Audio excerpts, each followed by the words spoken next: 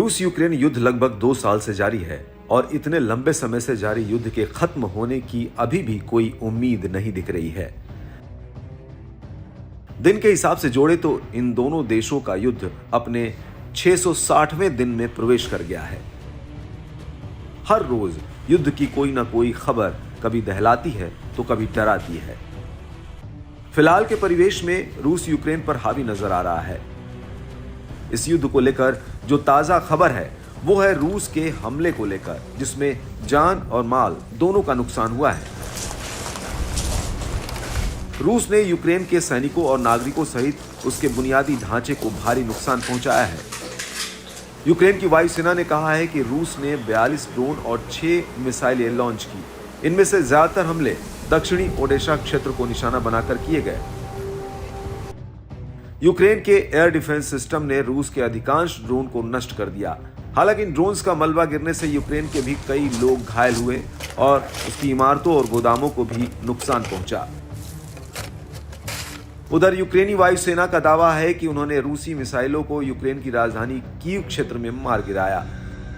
2 मिसाइलें राजधानी के पश्चिम में एक हवाई अड्डे के करीब गिरी। कीव के एक क्षेत्रीय गवर्नर ने बताया कि इन मिसाइलों के गिरने से न तो कोई हताहत हुआ और न ही बुनियादी ढांचे को कोई नुकसान पहुंचा। दूसरी तरफ यूक्रेन की तरफ से भी हमले की कोशिश जारी है। इसको लेकर रूस ने दावा किया कि उसने मॉस्को की तरफ जा रहे 9 यूक्रेनी ड्रोनों को मार गिराया है। रूस के मुताबिक इसमें उनकी तरफ किसी भी तरह का कोई नुकसान नहीं हुआ है। रूस अब इस युद्ध में पूरी तरह से आक्रामक मुद्रा में है। वो कहीं से भी समझौते की ओर मुड़ता नहीं दिख रहा, बल्कि इस युद्ध को अपने मुताबिक अंजाम तक पहुंचाने की जिद पर अड़ा दिख रहा है। इसी सोच को लेकर रूसी राष्ट्रपति व्लादिमीर पुतिन ने खुले रूप से एक संवाददाता सम्मेलन में तल्ख अंदाज में अपनी बात कही। रूसी सेनाएं यूक्रेन में अपनी स्थिति में सुधार कर रही हैं और जब तक रूस अपना लक्ष्य नहीं हासिल कर लेता तब तक युद्ध रुकने वाला नहीं है।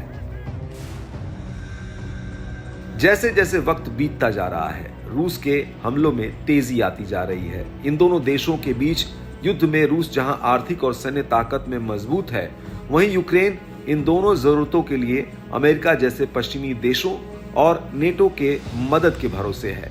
इस मदद के भरोसे यूक्रेन अब तक रूस से मुकाबला करता आ रहा था, लेकिन अब हालात यूक्रेन के खिलाफ नजर आ रहे हैं। मदद मिलनी लगभग बंद है, फिर भी वो हर कोशिश जारी रखे हुए है, चाहे रणनीतिक स्तर पर हो या कूटनीतिक स्तर पर।